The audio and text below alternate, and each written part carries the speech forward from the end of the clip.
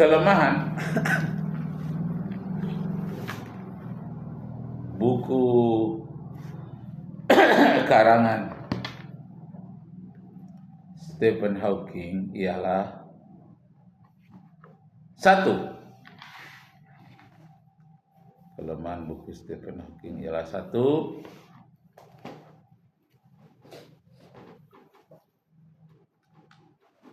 ia mengatakan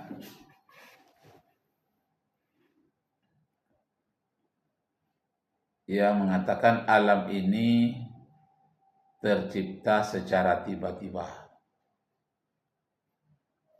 atau spontan. Tidak ada yang menciptakannya. Tidak ada yang menciptakannya.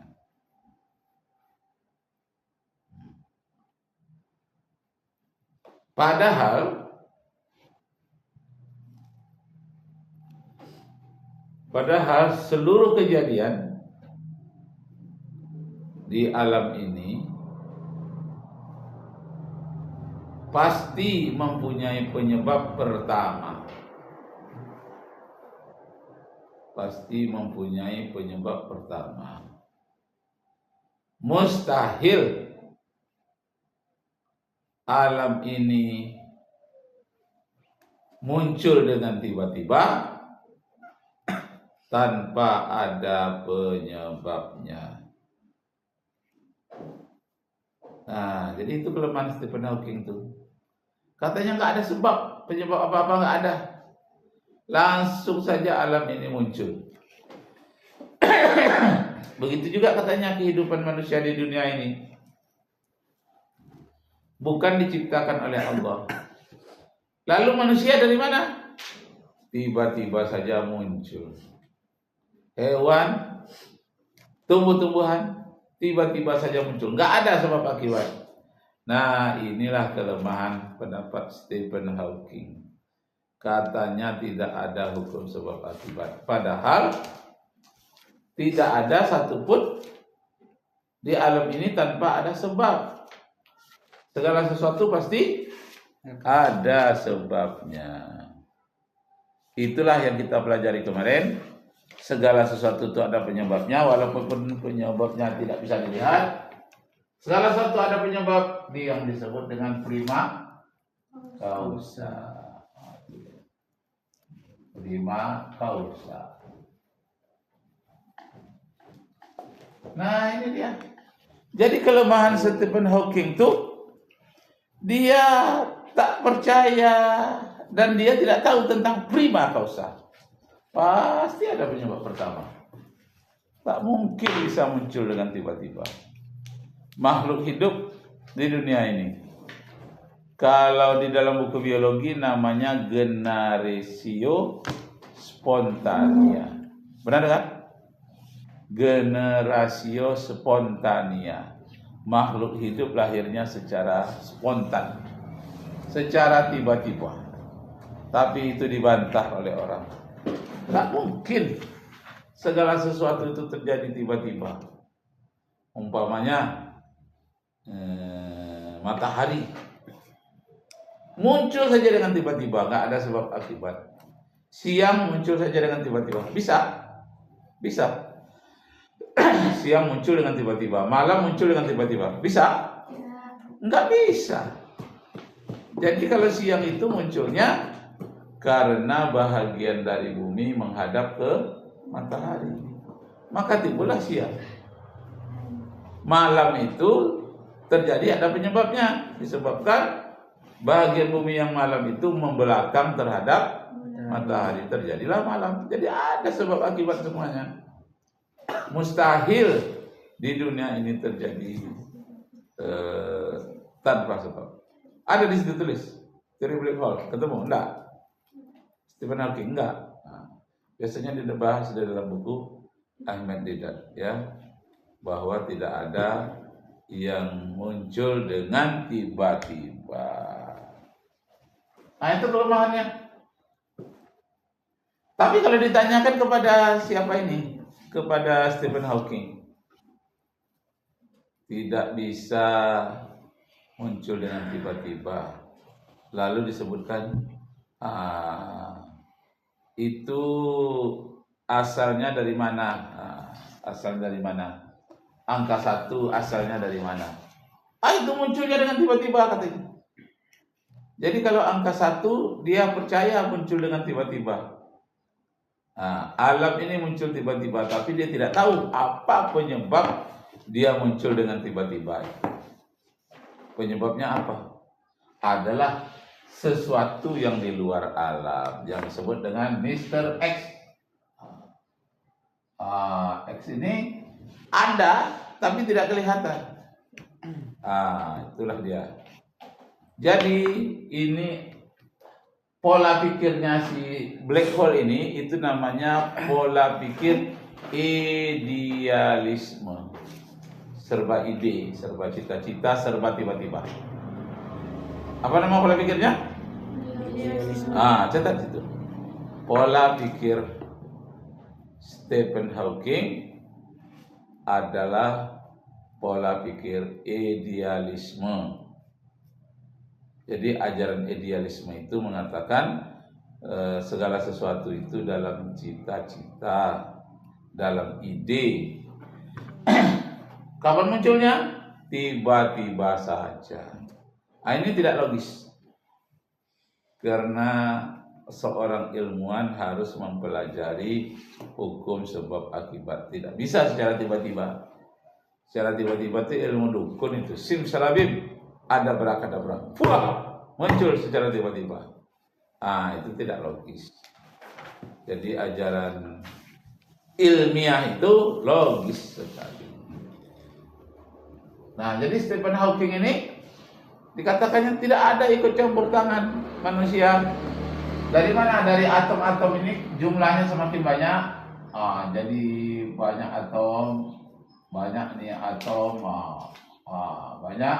Dia menumpuk atom-atom itu dengan tumpukan yang sangat banyak sehingga membentuklah asap. Jadi asap itulah katanya yang membentuk alam semesta ini. Kata kita lihat Al-Quran. Tulis, itu. Jika kita lihat dalam Al-Quran,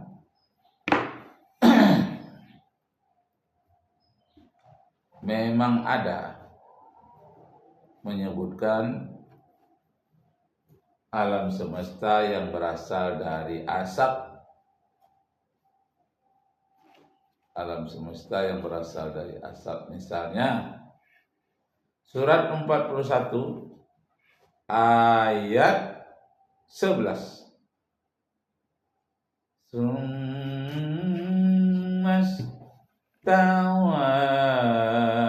ilas samai wa hiya dukhan.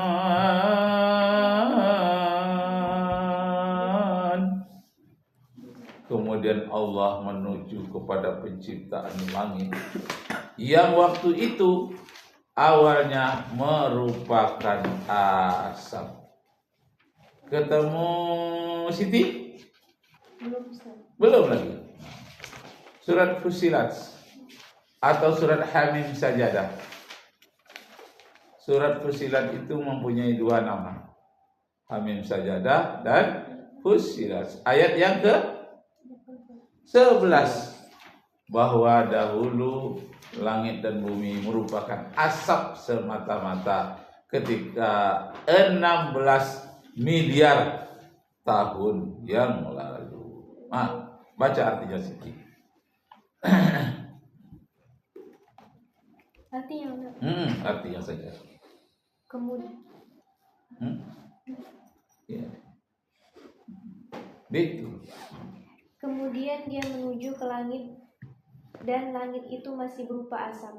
Lalu dia berfirman kepadanya dan kepada bumi, datanglah kamu berdua menurut perintahku dengan patuh atau terpaksa. Keduanya menjawab, kami datang dengan patuh. Itu dia. Jadi memang ada disebutkan asap, tapi itu ada hukum sebab akibat sebelumnya dan lanjut. Jadi ada sebab akibatnya. sama dengan manusia lahir ke dunia, ada hukum sebab akibatnya. Tidak terjadi secara spontan.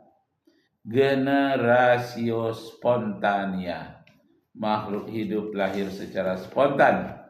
Itu kata teori idealisme. Sebaliknya, catat. Sebaliknya, teori materialisme. Sebaliknya, teori materialisme yang serba benda atau mujassimah. Atau mujassimah dalam bahasa Arab ya. Mujassimah dalam bahasa Arab, materialisme dalam bahasa ilmuwan barat, serba benda dalam bahasa Indonesia. Jadi ajaran yang serba benda ini itu mengatakan everything is matter. Nah, tulis. Mengatakan everything is matter. Teori materialisme mengatakan everything is matter. Artinya segala sesuatu hanyalah benda. Jadi apa yang kita lihat benda semuanya. Nah. Selanjutnya bahasa Inggris juga nothing. Nothing itu na itu tulisannya no ya. Nothing. Nothing without tulisnya without. Nothing without matter. Kalau dia bukan benda, berarti dia tidak ada. Jadi karena Allah itu bukan benda, bagi mereka Allah tidak ada. Mereka yang mengatakan Allah tidak ada disebut dengan ateis. Artinya tidak, teis bertuhan. Jadi mereka tidak bertuhan. Begitu.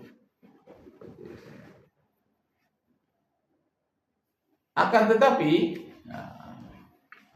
teori materialisme ini juga dibantah oleh Al-Quran. Dibantah oleh Al-Quran yang menyatakan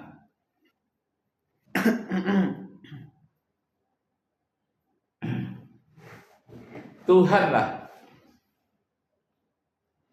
yang menciptakan alam semesta ini dengan ukuran-ukuran yang pasti.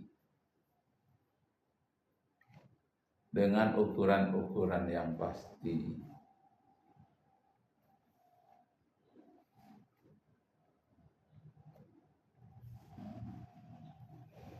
Jika tidak diciptakan oleh Tuhan, maka alam ini tidak akan teratur dan ukurannya tidak pasti. Ya kebetulan kan tidak ada yang pasti. Kalau kebetulan itu sembarangan aja. Mau dia semraut, mau dia tersusun, mau tidak, terserah. Tapi nyatanya alam ini tersusun dengan ukuran-ukuran yang pasti. Berdasarkan Al-Quran surat 25 ayat 2. Baca Rehan. Ayatnya beserta artinya. Bahwa alam ini diciptakan secara pasti, tepat, dan ukuran-ukurannya sangat jelas. Tidak bisa dipelajari semua orang. Surat 25 surat Al-Furqan ayat 2. Percaya. Bismillahirrahmanirrahim. Alladzi lahu mulku samawati wal ardi lam yattakhidh waladan wa lam yakul lahu syarikun fil mulki wa khalaqa kulla syai'in faqaddarahu taqdira. Artinya yaitu zat yang memiliki hanyalah kerajaan langit dan bumi. Dia tidak mempunyai anak dan tidak ada satu sekutu pun dalam kekuasaannya. Dia telah menciptakan segala sesuatu lalu menetapkan ukuran-ukuran yang dengan tepat. Betul, ada ukurannya. Ukurannya tepat. Kebanyakan ukuran di alam semesta ini angka 7 ya. Kebanyakan angka 7. Hari dalam satu minggu berapa? 7. Ada 7. Mulai dari Ahad. Ahad itu 1, Isnin 2, Selasa 3, Rabu Arbi'a 4, Khamis itu 5, Jumat As-Sabt Sab'ah itu Sabtu itu 7. Ahad, Senin, Selasa, Rabu, Kamis, Jumat, Sabtu, Minggu. Minggu balik lagi ke Ahad. Jadi 7. Kebanyakan ukurannya bilangannya 7. Begitu juga surat Al-Fatihah. Ada berapa ayat? 7 ayat. Mulai dari bismillah diakhiri dengan walad dhalin. Amin masuk? Tidak. Walad dhalin. Kemudian nada suara ada berapa? 7 nada. Apa dia yang 7? Do, re, mi, fa, so, la, si. Sampai si. Do ada lagi. Balik lagi yang pertama. Do, re, mi, fa, so, la, si. Ada 7 nada. Jadi orang yang buat nyanyi, membuat suara-suara musik itu 7. Do. Jadi ada ukurannya masing-masing 7.